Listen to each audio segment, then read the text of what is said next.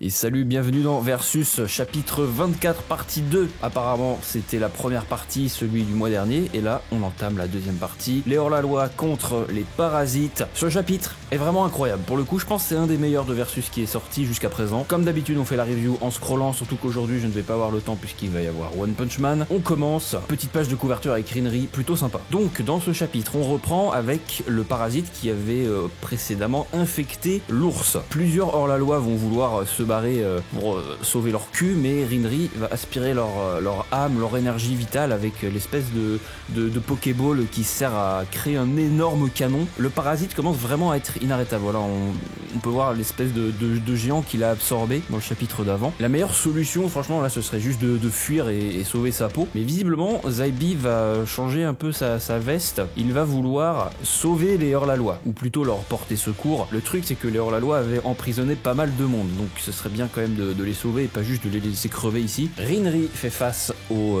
géant parasite. On dirait d'ailleurs un dresseur Pokémon avec sa Pokéball prêt à capturer un Pokémon légendaire. Il déploie une nouvelle fois l'espèce de canon gigantesque qui avait précédemment justement créé un énorme trou dans l'abdomen de l'ours. Le canon fait une nouvelle fois feu, ça touche le parasite de plein fouet en même temps. Comment veux-tu esquiver un coup pareil en faisant la taille d'un immeuble? Malheureusement, ça n'a aucun effet sur le parasite, il se régénère quasiment instantanément. Rinri, en voyant la régénération, il le veut. Il veut le parasite pour lui. On sait que les hors-la-loi collectaient un peu tout ce qu'ils trouvaient, tout ce qui passait sous la main pour améliorer leur arsenal, ce qui les rendait justement très puissants. Donc imaginez maintenant avoir un parasite sous leur contrôle, ça serait, je pense, là pour le coup ingérable. Le parasite ne se laisse pas faire, il attaque Rinri en retour. Il a l'air d'en avoir un peu rien à foutre d'ailleurs. Rinri, il reste juste planté là, les mains dans les poches, à attendre que ça se passe. Voilà. Alors peut-être qu'il avait une autre carte dans sa manche, ça m'étonnerait. Et à ce moment-là, Zaibi et tous ses amis interviennent. Ils balancent des boules de feu, des sorts, des pistolets, ce qui sauve temporairement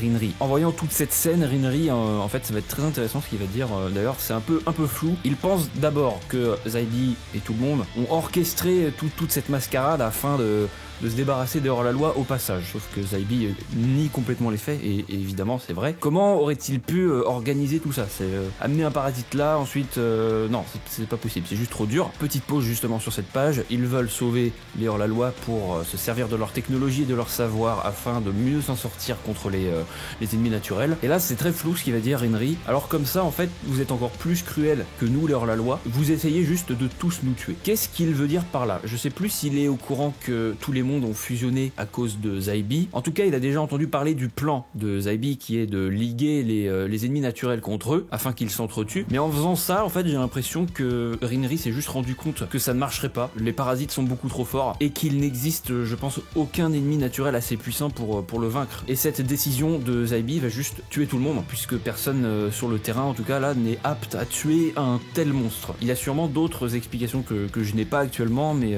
voilà ce que j'en pense en tout cas. Le parasite continue d'attaquer sans cesse, et cette fois-ci il balance tout un tas de larves d'asticots parasites. Kayla sauve Zaibi in extremis. Par contre, on peut pas en dire autant du pauvre Rinri. Il se fait toucher de plein fouet par cette attaque, et on peut le voir sur la page en dessous. Il s'est pris un parasite en pleine poire, il commence à se faire infecter, donc je pense que c'est terminé pour lui. Et c'est là que ça va devenir vraiment ingérable. En fait, le parasite a ingéré plein de hors-la-loi qui étaient en train de se battre contre lui, et le parasite va tout simplement analyser les consciences des hors-la-loi et devenir complètement lucide, enfin vivant, tu vois. C'est comme si ton chat à un moment il découvrait qu'il était en vie, tu vois, qu'il savait penser, etc. Et bien là c'est pareil, il se sert d'un hors-la-loi pour communiquer, pour réfléchir et pour évoluer. Plus il ingère de personnes et de pouvoirs également, puisque j'ai l'impression que là il a l'air d'absorber toutes les balles, tous les sorts magiques, tout ce qui passe à sa portée. Et regardez-moi ça, bon sang de bonsoir, ça ne ressemble plus à rien. Le truc fait la taille d'un immeuble de, je sais pas, de 15 étages. On peut voir les humains à côté qui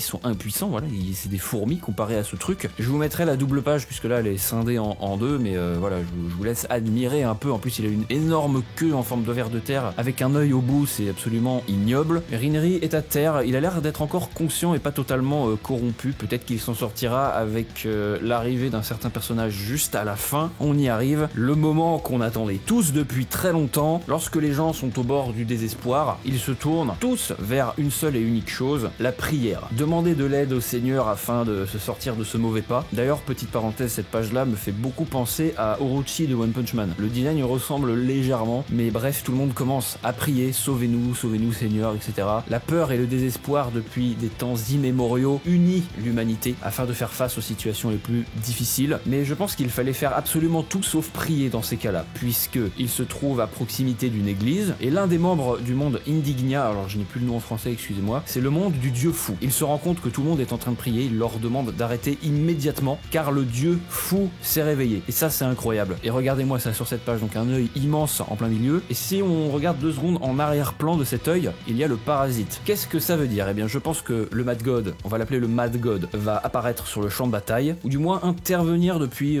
très loin, depuis son petit endroit tranquille. Un dieu, c'est potentiellement omniscient, donc il voit tout. Est-ce que le Mad God, du coup, n'apparaîtrait pas uniquement lorsque des gens prient, comme on l'a vu, et il tirerait sa force de toutes ses prières? Par contre, c'est un peu trop facile. Est-ce qu'il suffit juste de prier pour l'amener, mais sans contrepartie? Il y aura forcément quelque chose. C'est pas un ennemi naturel pour rien, tu vois. Je pense que le dieu ne fera qu'une bouchée du parasite. Là, on parle quand même d'une divinité contre des pauvres parasites, même si ça a l'air quand même d'être les ennemis naturels les plus puissants, en tout cas l'un des ennemis naturels les plus puissants, avec le méga kaiju. D'ailleurs, je me demande encore comment le méga kaiju peut être vaincu, parce que les parasites ne peuvent pas infiltrer son corps, puisque son corps a l'air d'être recouvert de lave, et les parasites n'aiment pas la chaleur. Est-ce que le Mad God peut vaincre le kaiju également? Très hâte de découvrir de quoi il est capable, en tout cas dans le prochain chapitre, potentiellement, très probablement même. Versus, ça commence vraiment à devenir intéressant. Il y a eu quelques longueurs, en tout cas dans les précédents chapitres, puisqu'il y a beaucoup de blabla, beaucoup de situations à redécortiquer, à analyser, etc. Donc, mais là, un peu d'action avec le parasite qui est extrêmement dégueulasse, et le Mad God.